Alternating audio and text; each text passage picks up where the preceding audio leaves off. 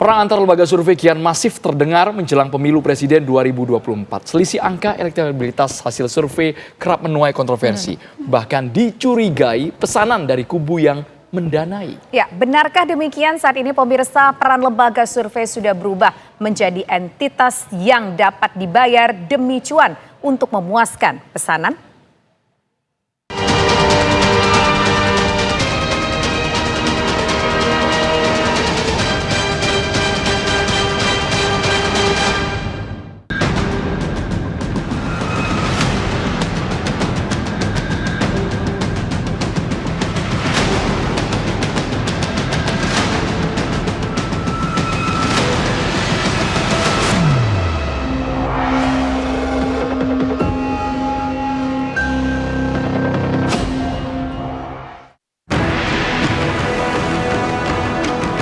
Bisnis lembaga survei kembali mendulang cuan di tahun politik.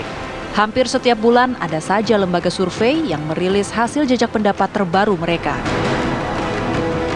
Setidaknya sudah ada lebih dari 30 hasil survei yang diungkap ke publik sejak awal Juli 2023.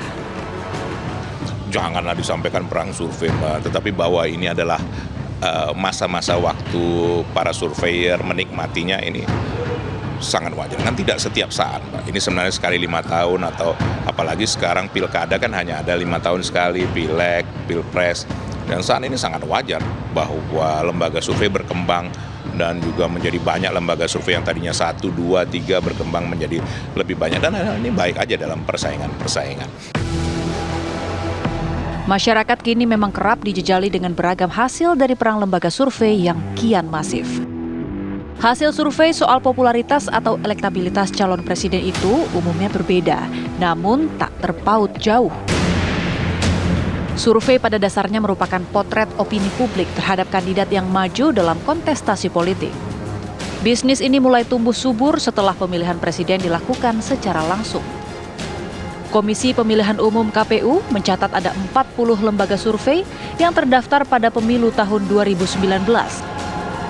Angka ini melonjak tajam dibandingkan pemilu setelah era reformasi tahun 2004 yang kala itu hanya ada 8 lembaga survei.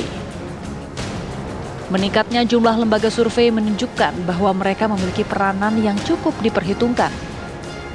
Apalagi di era serba digital, pertempuran memenangkan citra dan framing memang semakin dahsyat.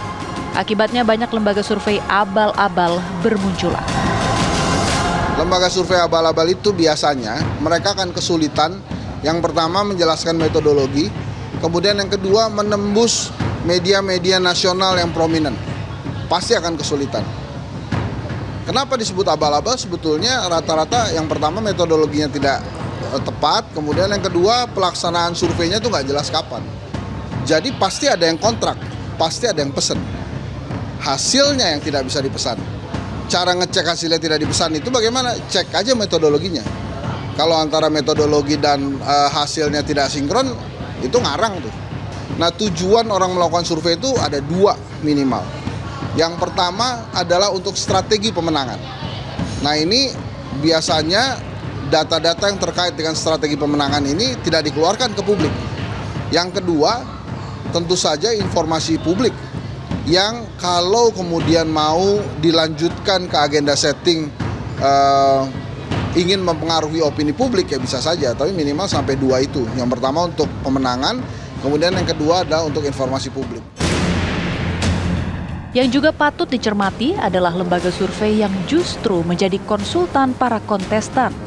Tak mengherankan jika ada hasil survei yang bisa diatur sesuai pesanan. Fenomena lembaga-lembaga survei abal-abal itu hanya bisa ditertibkan dengan adanya aturan bersama, aturan main yang dikeluarkan oleh KPU atau bahkan undang-undang kalau mau lebih kuat ya. Bagaimana undang-undang pemilu itu, di dalam pasal undang-undang pemilu itu ada bab yang mengatur tentang lembaga survei secara detail. Bukan sekedar lembaga survei dibolehkan, bukan. Tetapi bagaimana lembaga survei yang boleh mempublikasi di hadapan publik adalah lembaga survei yang tidak menjadi konsultannya kontestan. Nah, ini penting saya kira klausul ini. Kalau dia menjadi menjadi konsultan dari kontestan, dia pasti kemungkinan besar untuk bias dalam menafsirkan data survei itu sangat tinggi. Belakangan, independensi hasil survei juga menjadi pertanyaan. Sulit menyangkal, lembaga survei memang memperoleh pendanaan oleh entitas yang berkepentingan. Sayangnya, belum ada transparansi soal dana survei sehingga memicu aneka persepsi. Sebenarnya saya sudah sampaikan nih kepada lembaga survei, begitu juga perhimpunan lembaga survei dalam pertemuan-pertemuan, agar mereka menyampaikan siapa sebenarnya yang memberikan mereka kemampuan untuk mendanai ini. Nah itu penting, transparansi. Sama seperti anggota DPR harus menyajikan LHKPN-nya, laporan kekayaannya setiap tahun. Nah kenapa? Kenapa lembaga survei tidak berani menyampaikan? Itu akan menambah kredibilitasnya, bahwa walaupun mereka sudah menerima katakan bayaran dari satu entitas, tetapi mereka tetap menyajikannya dengan sungguh-sungguh, tidak merubah persepsi, tidak merubah yang namanya data yang ada untuk meyakinkan masyarakat supaya terpengaruh. Nah jangan seperti itu yang tentu kami harapkan bisa lebih transparan lagi soal pendanaan. Nah ini yang memang tidak mudah, karena ada juga pendapat dari teman-teman ini bahwa kalau itu disajikan nanti membuat masyarakat menjadi ragu, padahal tidak juga. Lantas, bagaimana kita mengetahui kredibilitas dari sebuah lembaga yang mengumumkan hasil survei? Nah kalau kemudian pertanyaannya bagaimana menilai lembaga survei kredibel atau tidak, menurut saya ada 3. Yang pertama adalah metodologinya harus tepat. Kemudian yang kedua terbuka, jadi artinya dia mempersilahkan data-data itu dilihat, dicek ulang. Kemudian yang ketiga ya dicek ke lembaga pemerintah yang kredibel yang menangani tentang pemilu. Nah hal-hal itu sebetulnya yang bisa menjadi minimal ya acuan kira-kira lembaga survei itu kredibel atau tidak. Nah kemudian terkait dengan perang lembaga survei, selama metodenya benar aja itu sebetulnya nggak akan ada perang tuh.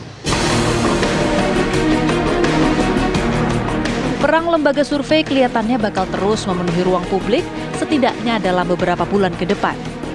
Namun yang menjadi persoalan, masyarakat kerap disuguhi reputasi lembaga survei yang tak lepas dari beragam kontroversi. Di tengah bisnis survei yang kian menjamur, selalu ada cerita hasil yang tidak jujur.